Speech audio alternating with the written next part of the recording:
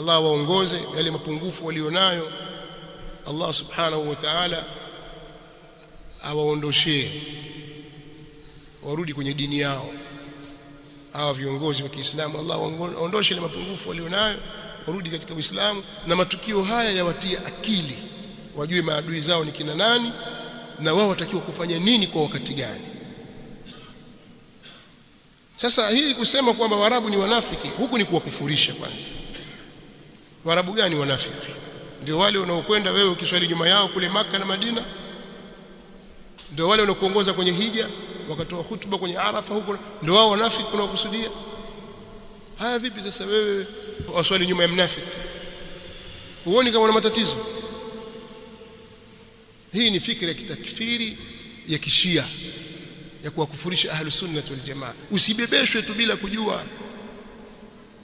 Nchi za Kiarabu kuna pombe. Mimi najua kweli kuna nchi pombe ni imeruhusiwa, najua, na hii ni makosa. Na sijui kama wenyewe wanajiita kwamba wao ni dola ya Kiislamu kama Dubai.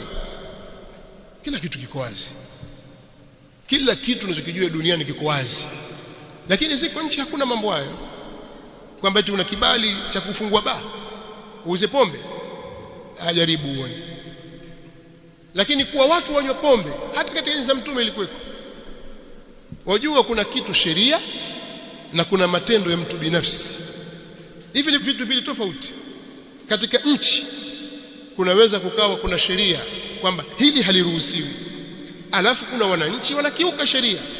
Kukiuka kwao sheria hakuifanyi kuwa sheria ile imebadilika. Sasa wewe kama unajifanya mjuaji, beba konyagi hapa, nenda na ushuhudia kaone. Usienda umra uenda hija, beba uende naye. Utajua kwamba pombe ipo hakuna. Usijisemee tu watu wenye pombe. Sawa, watu wenye pombe kweli.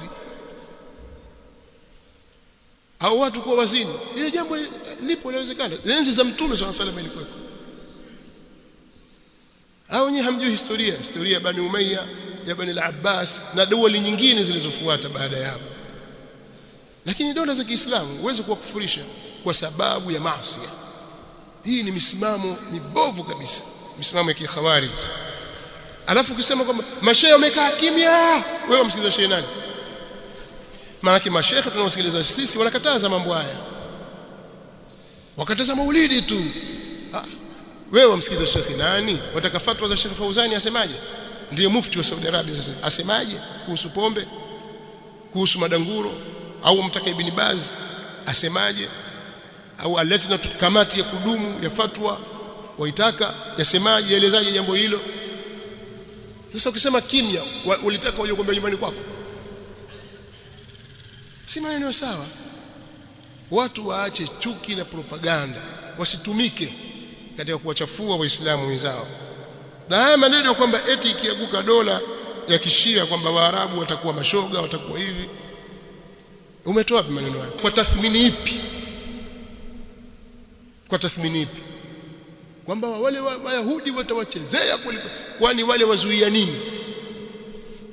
Kwani mshia pale azuia nini? Mimi nauliza tu, Shia azuia nini pale? Myahudi anachotaka kukifanya kwamba ashindwe kwa sababu amuogopa mshia. Kwa jambo lipi? Kwani alipotaka kupigwa Muiraki, mshia alikuwa wapi? Si Irani alikuwa? Yesu ndio alisaidia.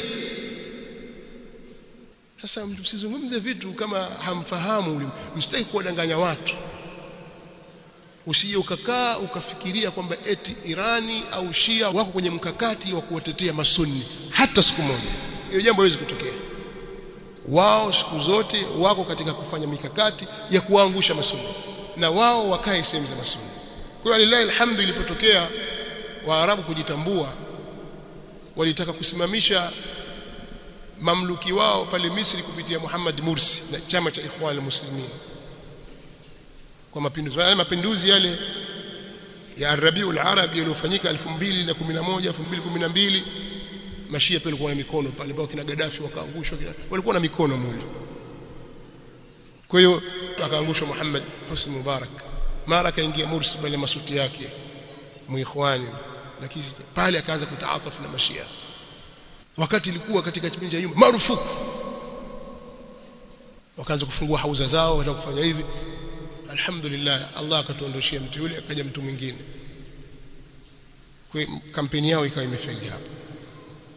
Kule Syria jamaa walitafatani, Waarabu wakakumbuka siku nyingi, wakaona hapa lazima tuiondoe hii serikali. Wakati gani? Wakati kwa sababu hawa wanalindwa na Mrasha ameshughulishwa na Ukraine. Wakati huo ndio kuchukua nchi ya Bashar al-Assad. Wakati wa nguvu Bashar kaondoka, iko Bashar msuni bali.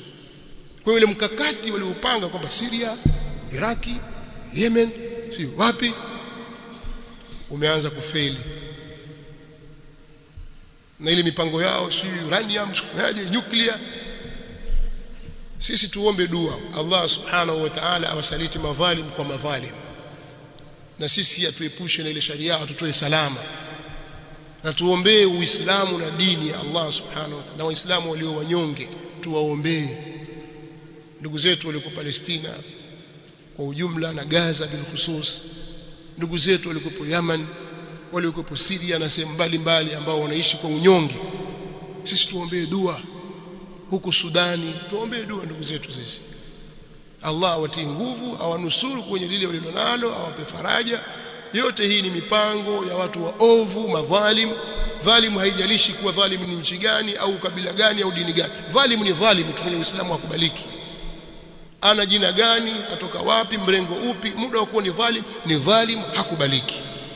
Kwa sisi ni kuombea dua ndugu zetu, Allah wasalimishe na dhulma. Sisi hatuna uwezo kwenda Palestina kwenda kuwanusuru, wala hatuna silaha za kupambana, lakini silaha yetu kubwa sisi ni dua.